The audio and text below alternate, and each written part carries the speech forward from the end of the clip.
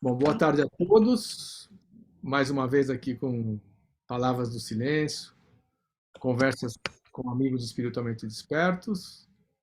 Antes de mais nada, agradecer a todos aqueles que têm assistido, que têm participado, que têm se inscrito no canal, que têm feito lá aquelas coisinhas de gostei, não gostei, tudo isso contribuindo para que a gente continue com essa celebração à vida, à inteligência, conversas com amigos espiritualmente despertos. Hoje nós vamos conversar com Willy Muna. Eu vou chamar ele de Willy, fica mais fácil. O Willy, encontrei ele também aí nesses caminhos digitais, vamos dizer, mas já tivemos algumas conversas. E o Willy, ele vai relatar para nós, e eu vou pedir, começando nesse sentido, ele teve uma experiência do despertar quando jovem, e foi algo que ficou como uma grande interrogação para ele por algum período de tempo, um longo período, enfim, não importa, ele vai dizer melhor. O que que foi isso, Willy, que depois você veio compreender, depois que você teve contato com os mestres de sabedoria do Advaita, criou, depois você vai citar os que você conversou, que você te levou à compreensão. O que que foi isso que aconteceu? Como é que foi essa tua experiência? Relata para nós um pouco isso. Bom, antes de eu começar aqui, eu gostaria de agradecer o Aloísio por proporcionar esse espaço e também a presença aqui das pessoas que estão conosco também.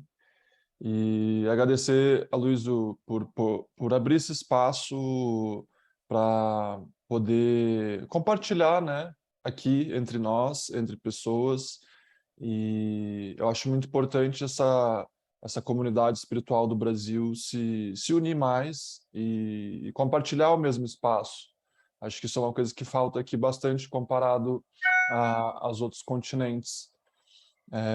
Então, muito parabéns aí pelo seu projeto, né, de estar abrindo esse canal e abrindo essas reuniões com pessoas de diferentes linhagens, né, e diferentes pontos de vista. Eu não sei se a base é a filosofia não dual, mas é sempre bom poder ver pessoas fazendo essa troca saudável. Então, gratidão. Obrigado a você. Obrigado. E, bom, na realidade, assim, eu costumo dizer para as pessoas que estão comigo nos meus encontros que eu nunca fui um típico buscador espiritual. E não que tenha algum problema em ser um buscador espiritual, mas no meu caso o processo foi um pouco diferente. O processo espiritual ele começou a acontecer na minha vida e, eu meio que eu fui pego pela espiritualidade antes de eu ir atrás dela, digamos assim. É como se Deus tivesse me encontrado antes de eu buscar por ele, né? Que tem pessoas que buscam por Deus e no meu caso foi um pouquinho diferente, né? E então é, eu estava na Itália cerca de uns 10 anos atrás e caminhando no meio da rua sem pretensão alguma, eu estava trabalhando, mas era já à noite, momento de descanso, caminhando na rua. E de repente, por algum clique assim, eu comecei a me olhar dessa perspectiva do ponto de vista da consciência, né? A consciência espaçosa, silenciosa e vazia, como se eu estivesse olhando para o ser humano, Willy, olhando de um outro eu, né? Como se, opa, tem um outro eu aqui que está no plano de fundo, observando esse outro eu que acredita ser o personagem principal. E daí, dali em diante, eu percebi que aquele Willy, né, no caso William, ele não era o personagem principal, ele era uma ficção que estava sendo vivida durante a minha vida e eu comecei a passar por um processo de me identificar com esse plano de fundo, né? Esse plano de fundo que não pode ser observado, mas que observa tudo, né? No caso, esse plano de fundo, ele não pode ser observado, mas ele observa tudo. Ele dá realidade a tudo. E daí, dali em diante, eu comecei esse processo de voltar para esse plano de fundo, porque é difícil uma pessoa perceber e ficar lá imediatamente, né, na consciência. Então, eu comecei um processo de, olha que interessante esse plano de fundo sem pensamentos. Eu comecei a brincar de ficar lá, porque eu não sabia que era algo espiritual, uma prática espiritual né, as práticas milenares da Índia, de fechar os olhos e meditar, eu nem sabia o que era meditação, mas eu comecei a praticar de olhos abertos até, assim, nossa, olha, eu consigo ficar sem pensar nesse plano de fundo durante o dia a dia. E fazia sentido, né? Entre ficar pensando o tempo todo e ficar com a mente vazia, fazia mais sentido ficar com a mente vazia. Então eu comecei a transitar dessa perspectiva do eu individual para a perspectiva do eu não individual, né? No caso do verdadeiro eu. Do E impessoal, do impessoal. o eu impessoal, no caso, deixando o eu pessoal, porque nunca fez sentido para mim, na realidade, o eu pessoal, né? Só um parênteses aqui, quando eu tinha, eu acho que 18 anos, hoje eu tô com 30, 18, 17 anos, eu cheguei para minha mãe e eu falei, mãe, eu sei que eu não sou essa pessoa que eu sou agora, mas eu não sei quem eu sou. Então, eu Você sempre já tinha tido essa experiência, não? eu já tinha tido, mas eu não tinha tido palavras para explicar essa experiência. É. E nem, no caso, a minha mãe, né? Minha mãe não ia saber o que eu estava passando. Então, assim, nunca fez sentido essa roupa que era usada, entendeu? A roupa da pessoa, desde cedo. E até por isso que eu sempre tive crises de depressão, porque eu não me identificava com a pessoa. Eu tive crises de depressão por não estar identificado com essa pessoa. Só que é muito complexo você ter um direcionamento, ter uma resposta para isso, principalmente 15 anos atrás, 12 anos atrás, aqui no Brasil ainda era pouco compartilhado esses ensinamentos, como é hoje, né? Hoje em dia você abre a internet, põe no Google e tá tudo lá, né? Bom, mas resumindo, oi, pode Uma falar. pergunta, só uma pergunta para elucidar algum um ponto aí.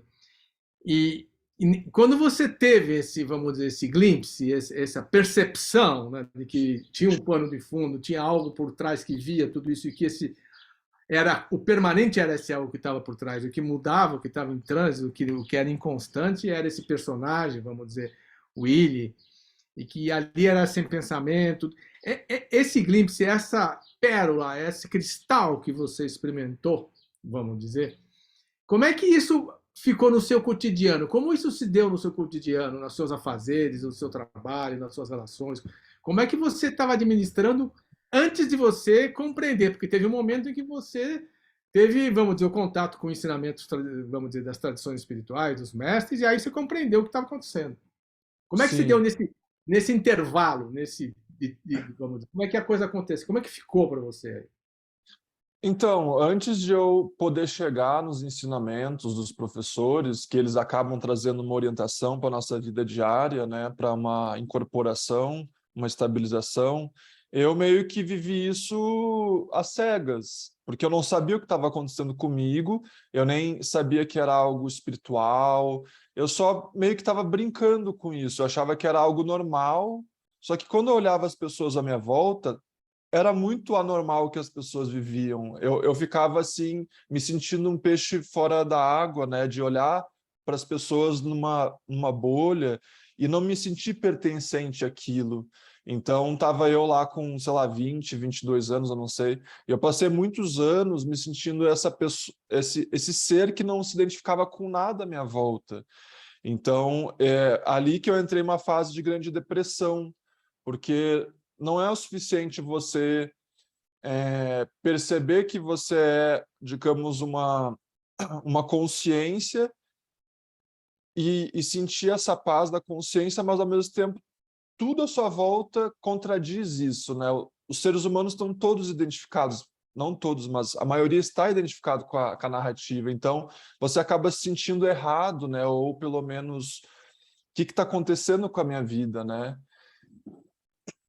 Então, resumindo essa sua pergunta, foi meio que tentando aprender a jogar futebol sem nenhuma instrução. Você vai dando conta, mas não é, digamos, não, é de uma maneira inocente, né? Porque quando a gente lê os ensinamentos, agora eu vou tentar praticar isso. No meu caso, eu comecei a tentar fazer essa incorporação sem orientação, então eu meio que fui seguindo a minha intuição. E isso foi um grande ponto, acho que, do meu caminho, é que eu sempre confiei muito nessa intuição que diz aqui ou ali, isso sim, isso não. Então, eu sempre confiei muito nessa intuição por não ter orientação externa de alguém ou algo para me falar o que fazer.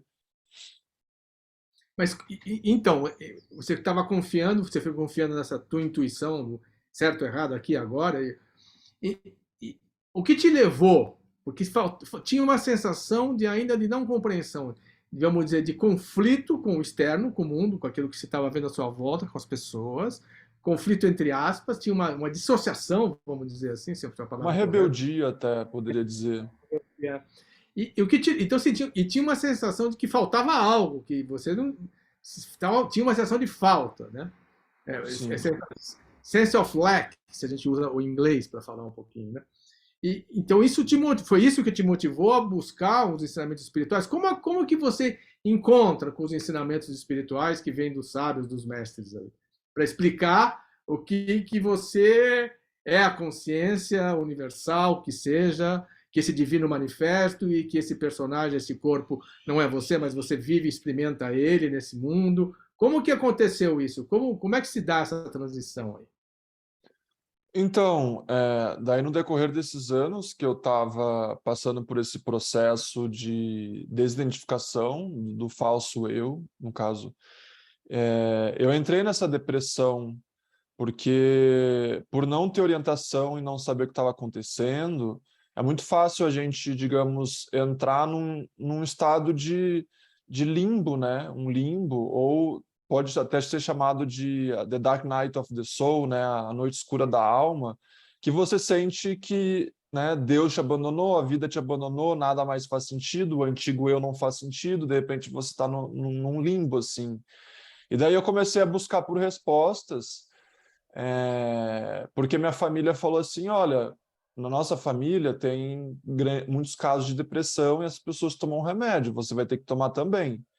Daí, no momento que eu ouvi aquilo, veio uma rebeldia assim dentro de mim, disse, não, eu não vou tomar remédio para depressão, eu vou encontrar a resposta, digamos, para isso, eu vou tentar.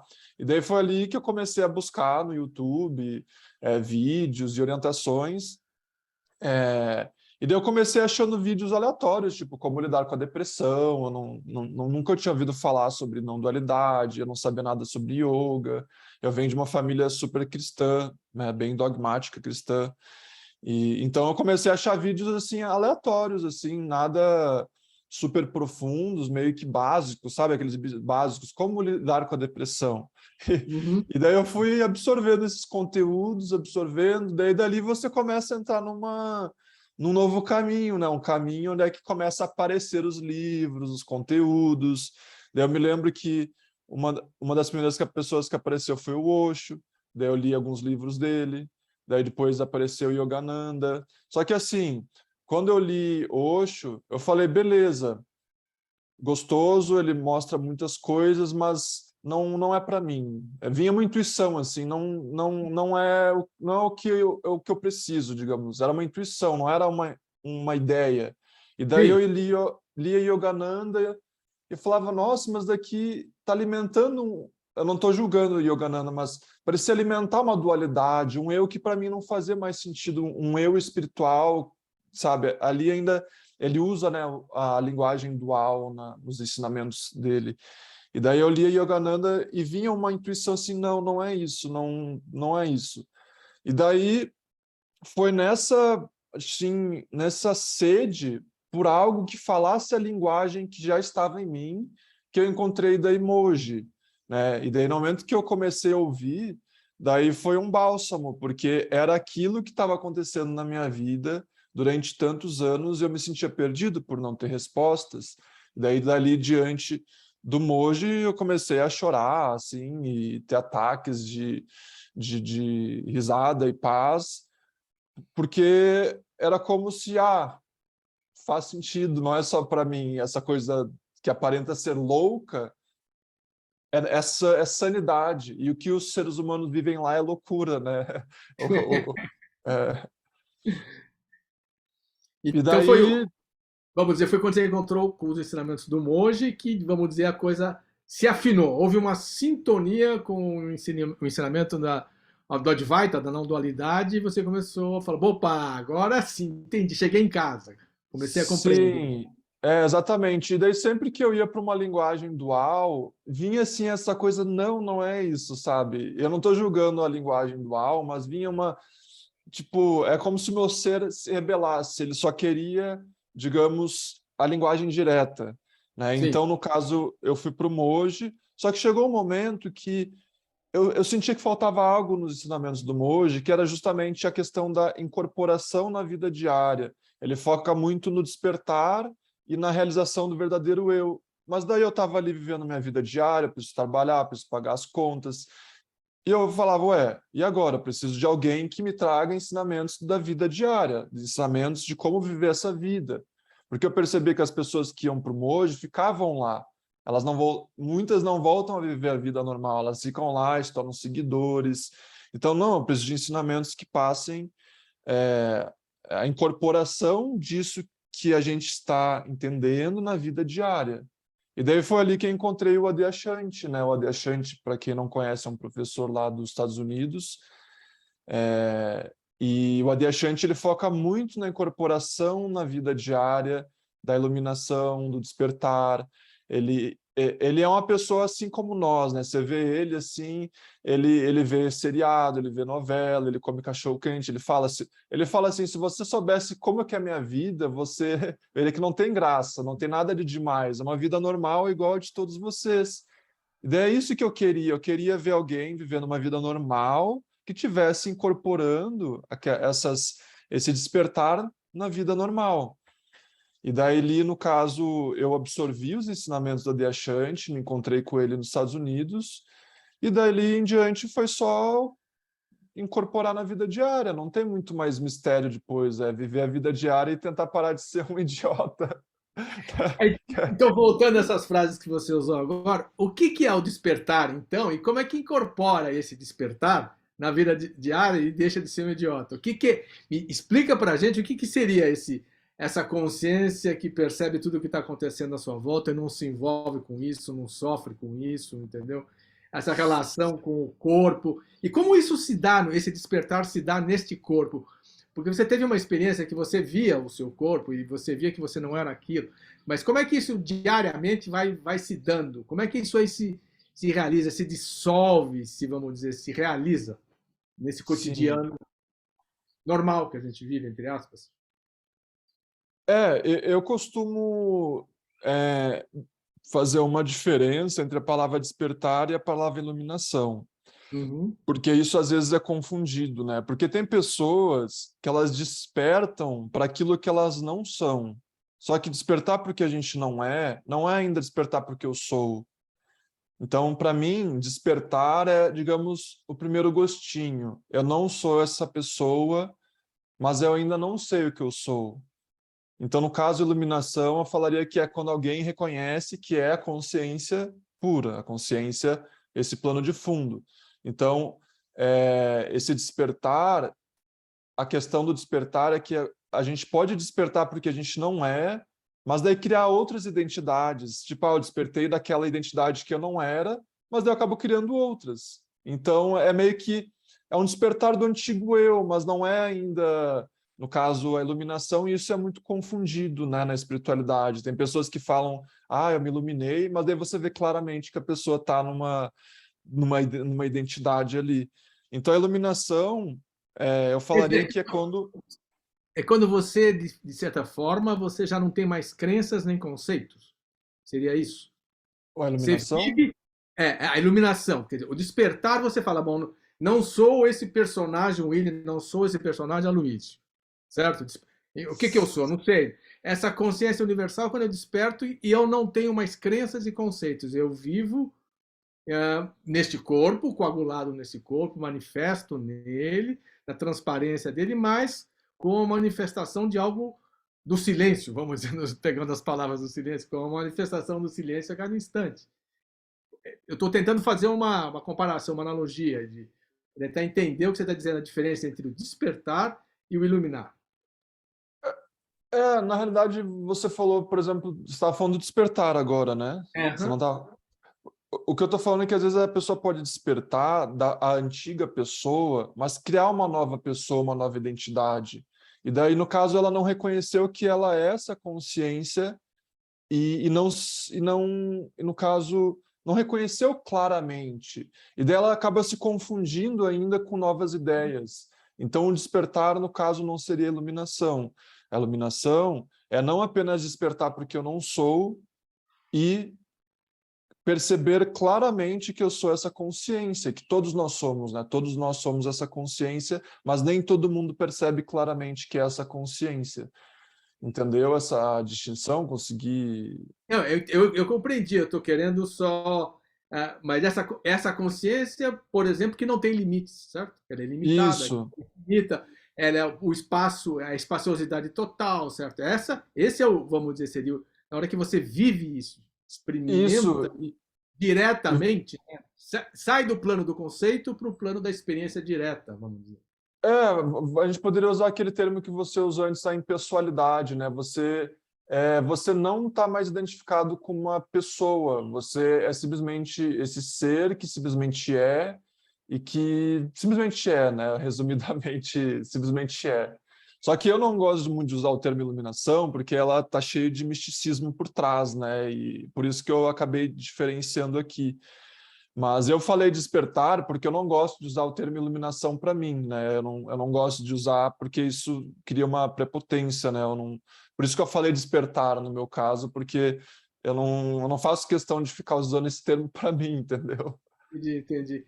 Agora, esse despertar para aquilo que você não é, mas ainda você de fato não experimentou aquilo que você é, certo? Nesse intervalo aí, esse intervalo de tempo, de espaço, vamos dizer assim, é, ou não tempo ou não espaço, a vida segue, certo? As coisas Sim. continuam. E como é que é esse oscilar que se dá aí, até o momento que você percebe, porque é pura percepção, de que você é o todo, essa espaciosidade, essa consciência que não tem limites. E mesmo depois que você sabe o que é, que você está vivendo aquilo que é de fato, tem ainda oscilações. Ou é uma coisa que já se estabiliza de uma hora para outra. Na hora que você percebeu o que você é, já está estabilizado e aí não tem, vamos dizer, não tem oscilações com relação ao euzinho separado, ao personagem separado. Sim.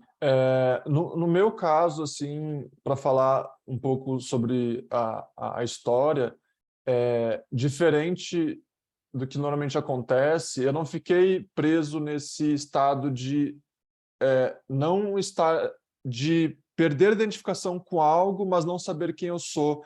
Para mim foi primeiro a experiência direta, que é o que é falado na dualidade, é a experiência direta. Primeiro foi aquilo, não foi focar em outras coisas. Então, para mim foi aquilo, e daí no caso foi dali em diante, foi dessa consciência em diante. E daí dali começa um processo de incorporação e alinhamento que leva uns bons anos para você ficar estável. Não 100%, mas pelo menos estável, né? O Adyashanti fala que pode levar de 5 a 10 anos depois que você percebeu a consciência para se estabilizar nela, mas não quer dizer que uma pessoa que está estável na consciência, ela não tem momentos de oscilações, ela tem, só que a velocidade com qual ela volta é muito mais rápido. Eu gosto de usar esse exemplo para as pessoas que, por exemplo, eu posso estar aqui conversando com vocês ao vivo e aparecer nesse exato instante uma ideia e ela vai ser descartada nesse exato instante. Tipo, ela não vai entrar e eu vou ficar ali alguns minutos. Ela vai aparecer E é como se ela aparecesse em câmera lenta, assim. Tipo, a gente está aqui conversando, pode aparecer uma ideia, nossa, as pessoas podem não estar gostando do que eu estou falando. E isso vai ser percebido e descartado enquanto eu estou aqui conversando com vocês, entende? Então, a gente vai ficando mais astuto, a consciência vai ficando mais afiada, no caso, né? Mais rápida. Eu poderia dizer que só o fato de você. Vamos ver quando surgiu esse pensamento lento ali, não estão gostando, entendeu? Só o fato de você ter visto, né, percebido esse pensamento, quem percebeu foi a consciência, certo? Sim. Imediatamente você já volta para ela e aquilo lá se desfaz. Seria isso que você perceber, enquanto consciência, você percebe naquele instante, você volta para ela e esse, como você falou, fica mais astuto, fica muito mais astuto. Sim. A consciência, ela é inegável, né? Ela é inegável, então, para mim, não faz sentido estar em nenhum outro lugar a não ser nela. Não faz sentido estar perdido em dramas, em sofrimento, no passado, no futuro. A única coisa que importa é estar na consciência, porque não é algo espiritual, é um fato. Nós somos consciência, esse é o fato. Então, para mim, não faz sentido não estar em outro lugar a não ser nela, entende? Você falou que não é algo espiritual, é um fato. Como é que você diferencia, então, a consciência do espiritual? Ou não Quando eu existe? digo não é algo espiritual, eu estou dizendo que não é algo especial, não é algo místico, é algo que todo mundo compartilha. Então, sim, é espiritual, mas eu digo não é espiritual no sentido de especial ou de para poucos. É mundano e é que nem o Rupert, né? Rupert Spira, ele fala assim, é mais simples do que tomar uma xícara de chá, porque até a xícara de chá tem que haver uma ação, né? E estar na consciência não é necessário nem intenção, a gente já está nela. Então é Sim. a coisa mais simples do mundo. É sem esforço, né? Vamos dizer assim. Exatamente, sem esforço. O Ramana Maharshi, ou o Nisargadatta, não sei qual dos dois, eles falam assim, um deles fala assim, que no início da caminhada é impossível você não fazer esforço, a gente tem que fazer esforço no início. Só que depois é impossível você fazer esforço. É bem paradoxal nessa afirmação. É impossível você fazer esforço no final, porque já é automático o processo da consciência não se identificar. É natural. Uma pergunta que, vamos dizer, faz a ponte com o tema que você falou espiritual. Durante, vamos pensar aí, alguns milênios na história recente da humanidade, as tradições espirituais, eu estou pensando em tradição espiritual como os núcleos quintessenciais das religiões, das grandes religiões, elas usaram e ainda usam, né? Vamos dizer, de técnicas, de ferramentas, de instrumentos, de ritos e tudo mais, para propiciar, certo? Que é o ser humano, no caso aí, o participante dessa ou daquela religião, em função de culturas diversas no planeta, possam ter acesso a isso que nós estamos falando, de certa forma, agora. Você chegou a ter contato com esses tipos de ferramentas ou com essas tradições? E como é que você vê isso hoje, nesse mundo de hoje que a gente vive? Então, no meu caminho, na realidade, eu nunca fez sentido para mim fazer práticas. Eu não estou dizendo que são erradas, eu vou já complementar depois, mas pelo menos no meu caminho, apenas era um processo de retornar para a consciência e ponto final, entendeu? Não era necessário algo a mais. Era simples e imediato. Até por isso que às vezes eu tenho um pouco digamos, dificuldade quando eu tenho que lidar com as pessoas que têm que fazer práticas, porque delas tem que passar alguma coisa para elas. E no meu caso, eu não fiz práticas. Para mim, é só repousar na consciência e ponto final. Mas as práticas, eu acho elas muito válidas e elas são ferramentas e que cada um de nós tem que usar aquelas ferramentas que se identifica aqui, mas desde que elas não estejam alimentando mais a nossa pessoa. Que nem o Ramana Maharshi, ele fala assim que qualquer pessoa que passe mais atividade ainda para o discípulo, ele está, na realidade, assassinando aquela pessoa. ele usa um termo bem direto, assim, porque ele está, na realidade, fazendo com que a pessoa se identifique ainda mais com um ego, né? Então, a gente tem que ter muito cuidado de saber se essa prática realmente ela está esvaziando ou se ela está apenas propagando o meu eu pessoal. O Jan Klein que usa uma expressão, uma frase que quando você está sem o eu, quando você esqueceu do eu, você está na consciência, certo? Sim, Então, toda a prática, né? Mas esse é o ensinamento da via direta. Toda a prática tende a fortalecer aquele ser, toda a prática, entre aspas, porque no fundo, eu falo da minha experiência, eu tive 30 anos com os sufis, onde a gente sim, tinha uma prática, uma sadhana, ou a gente chamava de zikr, né? Onde que era um mantra que você falava da lembrança do divino, de Deus, de Allah.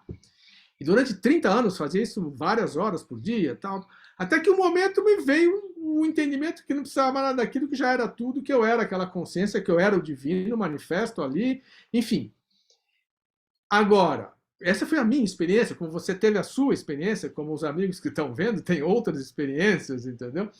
Eu estou querendo dizer no seguinte sentido, de que, às vezes, essa prática, né, tem a via que a gente chama da via direta e a via gradativa, né? Agora eu estou colocando uma outra questão da prática. Quando você, Willy, vai orientar uma pessoa, como é que você chega a que tipo de ferramenta ou de tipo de prática ela tem que fazer? Por exemplo, o que é meditação ou o que não é a não meditação? Entendeu? Ou esta prática tem qual função? Ou despertar, a gente está realizado na felicidade, ou a gente continua buscando a felicidade? Eu coloquei uma série de questões só para mexer no caldeirão e levantar mais, vamos dizer, para a gente conversar. sim. Então, quando uma pessoa aparece, no caso, se eu estivesse conversando com alguém, primeiro eu iria ver se eu conseguiria introduzir compartilhar esse conhecimento que a gente está compartilhando aqui e ver se a pessoa tem uma realização dessa consciência. Se ela tiver, daí eu vou passar um direcionamento. Mas se a pessoa não conseguir realizar que ela é uma consciência, se não for imediato, daí a gente trata a pessoa na dualidade. A gente, digamos, eu vou entender que aquele ser dual ainda acredita ser dual e ele necessita de práticas que são duais para poder se libertar do dual. Aquela analogia de você utilizar duas felpas para tirar uma felpa no braço. Você usa o ego para poder tentar observar o próprio ego, né? De certa forma, a gente usa a mente para esgotar a mente, para acabar as perguntas. Quer dizer, quando cessa a indagação, quando cessa essa. Eu não entendi, não compreendi, eu não quero, estou faltando. Né? Quando cessa essas dúvidas, de certa forma, existe o acalmar, a coisa se abre, né? Vamos dizer.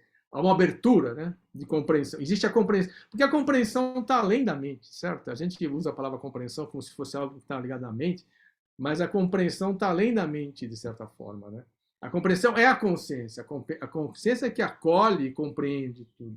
Quando você tem essa percepção de que compreendeu, não precisa, vamos dizer, as dúvidas se desfazem. Isso não quer dizer que a coisa não vai oscilar, como a gente já comentou, certo? E Sim. continua, pode, fala. Não ia falar nada. Pode falar. Não, era nesse sentido de que a compreensão é um elemento essencial, porque no fundo acho que a gente tem que aprender, enquanto sabedoria humana, né, vamos dizer, enquanto experiência humana, a compreender, a realizar e integrar tudo, estar disponível no não saber, vamos dizer. O compreender está no não saber, está no silêncio, na hora que você está acolhendo tudo. Porque na hora que você tem, não, eu sei, eu tenho esse conceito, eu tenho isso, eu tenho aquilo, você já colocou em limitações, certo? Para aquilo que está vindo, seja a nível Sim, de percepções, de sensações, de compreensões, de ideias, de palavras, de belezas, de sons, de músicas, o que for, entendeu? Você já limitou. Isso não quer dizer que você, coagulado, essa consciência coagulada aqui no Aloysio, não tenha a sua experiência e não possa aí, vamos dizer, se afinar ou se sintonizar melhor com algo que vai por aqui e com algo que vai por lá, certo? É uma coisa de sintonia também, acho que existe isso, não? Mas a experiência direta, vamos dizer, como um cientista experimentando as coisas, realizando as coisas, saindo do plano de ideias e conceitos. Essa é a verdadeira compreensão, não é verdade? Como você falou, se uma pessoa não compreendeu a questão de que ela não é o corpo, que ela não é essa limitação, não é aquele personagem ali, você vai orientar e sugerir para ela algumas práticas, algo que seja, para que ela tenha uma experiência de, vamos dizer, que ela não é aquela limitação que ela se identifica, certo? Que tipo de ferramentas que você utiliza, por exemplo, quando você vai recomendar uma pessoa? Como é que você, se é que tem alguma ferramenta específica? Então, só complementando o outro assunto, assim, o que eu percebo que as pessoas mais têm dificuldade é justamente sobre essa incorporação na vida diária. Eu percebo, tipo, as pessoas elas conseguem realizar que elas são uma consciência quando elas estão paradas, às vezes de olhos fechados, mas no momento que elas abrem os olhos, a identidade volta, né? Uhum. Tipo, e no momento que eu me mexo, já volta a sensação de que eu sou um eu separado. Então é nisso que eu percebo que a maioria das pessoas tem essa dificuldade, tipo, parado de olhos fechados, eu estou no vazio. Mas no momento que eu abro os olhos, eu me mexo, eu falo, eu sinto que eu sou um eu separado. E é nesse ponto que eu tento focar bastante no meu compartilhamento. E qual que é a prática para isso? Vai viver a sua vida. Vai viver a sua vida, vai trabalhar, vai se relacionar, vai ver sua família, vai no mercado, vai pegar o transporte público, vai viver a sua vida para você conseguir incorporar essa consciência no dia a dia. Foi exatamente isso que eu fiz, eu não fiquei fazendo práticas em casa, eu fui viver minha vida. Eu fui viver minha vida como um ser humano normal, e aonde eu percebia que eu ainda não conseguia estar na consciência, ali eu focava. Por exemplo, com a família. Aqui eu percebo que entra uma reatividade. Então, aqui eu tenho que focar em estar na consciência diante dessas pessoas. Quando eu vou falar, sinto a sensação de que aparece um eu individual. Então, tem que praticar falar sem a sensação de um eu individual. Então, Uhum. você começa... justamente o Yoga Meditation, né, que o Rupert faz, que é Sim. tirar esses resquícios do eu separado que ainda estão no corpo e no movimento. Tipo, eu me movimento e vem um eu. É tipo quando acaba um satsang, né? Não sei se já perceberam isso, acaba um satsang, e no momento que as pessoas se levantam, todo mundo volta para a narrativa, a maioria. E de repente você vê que virou uma festa do ego. Né? Sim, perfeito. Isso.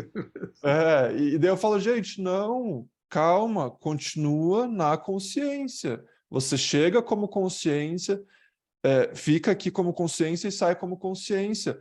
Essa é a prática principal, não é só entender ali no meio do satsang, é você sair e continuar. Então, essa é a parte que eu percebo que as pessoas mais têm dificuldade e é onde é que tem menos ensinamentos. Como eu falei, poucos professores e professoras compartilham ensinamentos sobre como aplicar isso na vida diária. E qual o resumo? É que a gente vê muita gente desperta, mas apenas desperta em momentos propícios. Mas quando elas vão se relacionar com o mundo, daí o ego volta.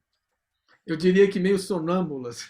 Porque elas estão despertas e estão dormindo ao mesmo tempo, entendeu? Sim, é isso. Uma coisa meio sonâmbula.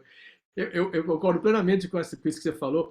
E o Rupert, como o Francis, como o Adyashanti, são instrutores, mestres, né? Que tenha esse feeling, né? Vamos dizer, que sabem transmitir, usar de ferramentas, né? Vamos dizer, para ajudar você a realizar isso no seu cotidiano, né? Onde que quer que seja, entendeu? E viver o cotidiano, né? Porque não tem porque meditação é o nosso estado natural, vamos dizer. A consciência é o estado meditativo. Quando você está em meditação, de fato, você não está identificado com nada, você é consciência, entendeu? Claro, você pode eventualmente sentar lá, sei lá, 5, 10 minutos por dia, 1 hora, sei lá, fechar os olhos e tentar quietar, assim. Mas o belo da situação é você experimentar, por exemplo, o espaço que existe entre dois pensamentos, o espaço que existe entre uma palavra e outra, o espaço que existe entre uma percepção e outra. Aí isso é a consciência, né? Te dando aí, vamos dizer assim, cliques, vamos dizer assim, e você cada vez mais vai conectando com ela, vai dando elementos para que ela esteja mais presente. E por isso mesmo o personagem, né, o personagem do ser separado, ele vai saindo de cena, cada vez ele sai mais. Isso não quer dizer que ele não volte, mas cada vez ele sai mais, cada vez ele se manifesta menos nessa situação. E, Willy, quando você passa isso, quando você instrui como um professor ou você trabalha também como terapeuta? Como é que funciona isso para você? Se é que existe essa divisão ou não existe? Então, na realidade, eu me vejo, né, como um amigo espiritual, né? É, tem até nesse livro Espiritualismo Espiritual, eu acho que se fala assim, né? Espiritualismo Espiritual, um livro que eu recomendo para todo mundo que está na caminhada espiritual. Não, Materialismo Espiritual. Materialismo Espiritual. Do Já Trump? ouviu falar? Do Trunkpa? Acho que sim. E daí ele fala que o professor, o mestre, ele é um amigo espiritual. Então é assim que eu me vejo. É claro que eu sei que, no ponto de vista de fora, tem essa função do professor barra aluno, mas eu prefiro que a gente consiga manter esse espaço de amizade. Só que é claro que, às vezes, as pessoas acabam confundindo a amizade e querendo uma amizade pessoal com aquele professor. Daí você acaba tendo que incorporar o professor e botar, digamos assim, uma certa ordem assim para aquela pessoa entender, não, estamos aqui para poder focar nos ensinamentos, né? Não levar essas.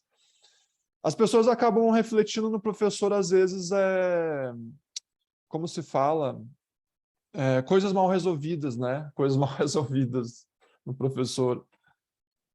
Mas, de certa forma, o professor, ou o mestre, o discípulo, ou o aluno, não tem diferença, os dois são consciência, certo? Sim, Um é a sim, consciência manifesta e expressa, que é o mestre, sim, o sábio, no caso, se for um sábio, né? E o outro, quando ele consegue, ele, na verdade, o professor está falando com a consciência do aluno, vamos dizer, e vice-versa. Então, sim, nesse momento, é uma relação impessoal, como você citou claramente, porque quando você traz para a pessoalidade esse tipo de relação, aí necessariamente o instrutor, como ele tem o seu background, como ele tem a sua experiência, como ele tem essa função, porque também a questão do instrutor ou do mestre é uma questão de talento, certo? É uma questão de sim, talento. Tem muitos seres despertos que não são professores, que não instruem, entendeu? sim, E tem alguns que têm vocação, é uma questão de talento. Não que ele é melhor do que o outro, mas é uma questão de você ter que ter habilidade de falar, tem que gostar de falar, tem uma série de coisas. Que o outro sim. não, o outro gosta de pintar, o outro gosta de construir casa e assim por diante. Ele está lá super feliz. Como é que é o tema da felicidade? Como é que você junta isso? Como é que é o despertar? Despertar é a realização que nós somos pura felicidade, poderia dizer isso? Sim, né? No momento que a gente percebe que a gente é essa consciência, consequentemente, a sensação de vazio, ela se vai e, consequentemente, a sensação de felicidade se torna mais visível, né? A perceber que eu sou consciência é inevitavelmente a sensação de estar feliz. Mas no momento que eu não me percebo como sendo consciência, eu me sinto infeliz. Então é um lindo sinal que a gente tem sempre que eu estou triste, infeliz. Quer dizer que naquele momento eu não estou me percebendo como consciência. A gente poderia usar a famosa expressão do Jan Klein novamente, que eu gosto muito dele, alegria sem objeto, a felicidade sem objeto. Quer dizer, quando Sim, você não, a felicidade ela não está fora em absolutamente nada, entendeu? sim, Seja carro, seja casa, comida, casamento, relação afetiva, sexo, o que for. A felicidade é o nosso estado natural, como dizia o Nisargadatta. Quer dizer, você já é isso daí, certo? Você não precisa fazer mais sim. esforço nenhum. Entendeu? Então, quando você experimenta isso, e a felicidade não quer dizer que eu tenho que falar estou feliz, estou feliz, ou ficar constatando que eu estou feliz. Porque você pode estar fazendo a coisa mais simples da sua vida, seja preparando uma refeição, uma comida, entendeu? Ou limpando a sua casa, e você está ali em estado em felicidade, entendeu? Se você não está, vamos dizer, sentindo diferença ou dificuldade, não dificuldades operativas, mas não está sentindo separação daquilo que você está fazendo. Geral, geralmente todos é modo de falar em forma genérica, todos os artistas, sejam dos artistas artesanais, pintores, músicos, poetas, enfim, quando estão no processo de criação, eles estão em puro estado de felicidade, certo? Eles estão naquele estado de presença, vamos dizer assim. Porque a felicidade é a presença do ser a cada instante que a gente está vivendo, certo? E aí não tem Sim. separação. Inclusive, o Aloysio, com certeza, que está falando com ele, com os outros amigos que estão assistindo, a gente é uma coisa só, estamos partilhando experiências aqui, entendeu? Não tem uma sensação de separação nesse momento. Aham. É interessante falar sobre esse assunto da felicidade, porque nos livros, né, os mestres falam que a gente vai estar sempre feliz. Daí isso pode confundir um pouco as pessoas, então a gente poderia só complementar esse assunto. Uma pessoa que está na consciência, quer dizer que ela nunca vai sentir uma sensação de tristeza. Então vamos pegar o exemplo de um luto, quando alguém morre. Quer dizer que a pessoa vai estar feliz que o outro morreu? Não, não é isso. É, uma pessoa, digamos, que está na consciência, ela pode perceber a si mesma sentindo uma sensação de luto pelo amado que faleceu, e ela pode estar em paz e percebendo que o corpo sinta o que tiver que ser sentido, né? Não vai haver um conflito com as emoções que surgirem naquele corpo-mente, só que você vai estar em paz Perfeito. percebendo o corpo, talvez não 100% em paz. É meio paradoxal, porque você vai estar em paz no plano de fundo, porque a consciência é paz, ela é alegria, ela vai estar, digamos, feliz e em paz. São duas coisas iguais, né? Percebendo a si mesmo no momento de luto. Então, isso pode parecer meio paradoxal, né? Nossa, uma pessoa desperta, ela nunca não vai nem ficar triste no luto de alguém. É como eu falei, a gente vai estar ali no plano de fundo, se percebendo como consciência, e o corpo e mente vai ter as emoções que forem naturais. Talvez vai vir uma sensação de silêncio, talvez eu que já passei falecimento do meu pai e de outras pessoas, é isso, você pode até perceber o seu corpo chorando, mas sem estar identificado, vai ser tipo, nossa, olha essa lágrima caindo. E é uma coisa natural, você vê, é uma coisa, é sem narrativa. Não é uma lágrima, nossa, essa pessoa se foi. É uma lágrima sem narrativa. E essa lágrima, ela não é muito diferente de quando você está vendo uma coisa bela, um pôr do sol, um nascer do sol. É uma sensação espontânea. E no plano de fundo você está ali em paz, diante de uma sensação de luto, tá? Então eu trouxe esse exemplo só para a gente poder tocar um pouquinho nesse assunto sobre as emoções. Então, as emoções que se manifestam no corpo, vamos dizer assim, a gente tem que acolhê-las. Simplesmente acolhê-las e observar que elas também vêm e passam. Hum. E que, às vezes, elas são puras manifestações corporais, né? Na verdade, elas nascem É, de manifestações corporais. Ai, eu estou ansioso, eu estou com medo. De repente, se começar a observar o seu corpo, às vezes pode ser, vamos dizer, uma indigestão. Você não comeu uma comida que não foi muito boa e sim. gerou uma sensação ali no abdômen, no baixo ventre, que você tende a querer rotular. Então você rotula com aquilo com medo. Ou então uma sensação no peito, isso daqui é angústia. Não, às vezes foi uma energia que está vibrando, porque a gente é 24 horas por 24 horas sensações corporais. Esse corpo bioeletromagnético está em harmonia e funcionando com todo o tempo inteiro, certo? Então ele não para.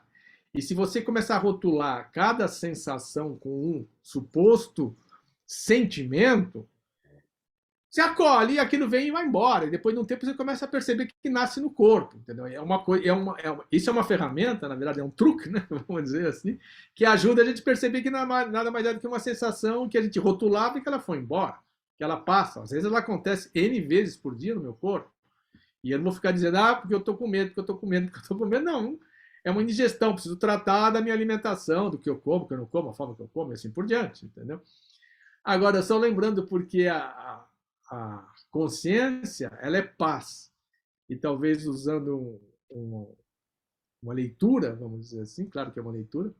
Quando ela está em repouso, ela é paz. Melhor dizendo, a consciência é felicidade. Felicidade em repouso é paz. É aquilo que você falou, repousar na consciência. Rupert gosta muito disso, entendeu? E quando ela está em movimento, ela é alegria. Então, paz em repouso, alegria em movimento. Talvez fosse essa uma imagem de um barco em movimento, vamos dizer, nas ondas, entendeu? Sim, o Rupert ele fala bastante sobre isso, sobre essa questão da paz e a felicidade em repouso e em movimento. É bem isso mesmo. E isso que você falou é muito importante sobre a questão de não rotular e não se identificar e simplesmente deixar essas sensações surgirem no corpo sem ter uma preferência. Por exemplo, vai aparecer uma sensação de êxtase, a gente não precisa ter uma preferência por aquilo, contrário a uma sensação de tristeza, por exemplo. A gente pode apenas permitir que tudo surja e tudo se vá de forma natural e espontânea. Então, a gente apenas repousa na consciência e tudo é bem-vindo aqui. Eu, por exemplo, para dar um exemplo pessoal, eu nem sei mais qual é muito a diferença entre raiva, tristeza, porque eu não rotulo mais. As coisas surgem e pelo fato de você não rotular e nem se identificar e nem ter preferências, às vezes elas se vão muito rapidamente ou elas ficam ali como uma vibração que você não está definindo. Ela está apenas ali. E o que é isso? Eu não sei, está aqui. E você fica ali, você repousa naquela vibração. E de repente ela se acalma. E daí aparece outra vibração, que as pessoas chamariam, essa vibração é uma raiva, isso aqui é ódio, isso aqui... Não, a gente não precisa rotular. Veja apenas como vibrações surgindo nesse corpo-mente e que são totalmente bem-vindas e não menos bem-vindas do que as emoções que a gente considera boas ou espirituais, né? Usando uma experiência aí, por exemplo, esse acolher, né, de todas essas sensações e percepções que a gente pode até rotular ou não rotula mais, quando você passa a não rotular, ele se dissolve, o corpo começa a ficar transparente, ele ganha uma transparência ou ele começa a ganhar a real dimensão universal que ele é. O nosso o universo é o nosso corpo, vamos dizer, quando a gente começa a sair dessas limitações perceptivas e conceituais e do ser separado. Quando a gente vai caminhando para essa universalidade, né, essa unidade, né, vamos dizer que o Advaita é o não dual, é a unidade do todo. Né? Existem tradições espirituais, nas suas mais diferentes aspectos, por exemplo, o taoísmo, ele busca, no processo que eles chamam de alquimia interna, que eles chamam de Neidan, você pegar emoções que se acumularam em determinado órgão e transformar em emoções positivas. Na verdade, ele está fazendo a mesma coisa, ele está buscando transformar esse seu corpo em um corpo de alegria, um corpo de felicidade. Existe você deve conhecer o Vijnana Bhairava Tantra, que é uma escritura importante da tradição do Tantra da Índia, que ensina a via direta o tempo todo através de práticas que te levem a perceber que o teu corpo pode ser pura alegria, pura felicidade, entendeu? E daí não tem limites, entendeu? Um exemplo, entendeu? Esse de observar os pensamentos e entrar no espaço entre um e o outro e as sensações, isso vem tudo do Vijnana Bhairava Tantra, que ao longo do tempo outros mestres foram atualizando, vamos dizer, de certa forma, né? Então a gente pode fazer a ponte com essas tradições, né, vamos dizer, belas tradições de ensinamento, ou então aquelas que ensinam paradoxos, como o Zen budismo, mesmo os sufis, que tragam você para fazer um choque para esgotar essa mente sempre querendo compreender. Sim. Filho, nós estamos meio que no nosso tempinho aí, parece, nós estamos aqui há um tempinho curto, mas já é há algum tempo pronto para encerrar a nossa conversa, então eu queria deixar as palavras com você, entendeu? E já deixar em aberto para a gente continuar essa conversa em outro momento e agradecer a sua presença e todos que estiveram aqui conosco. Mas a palavra está com você, por favor.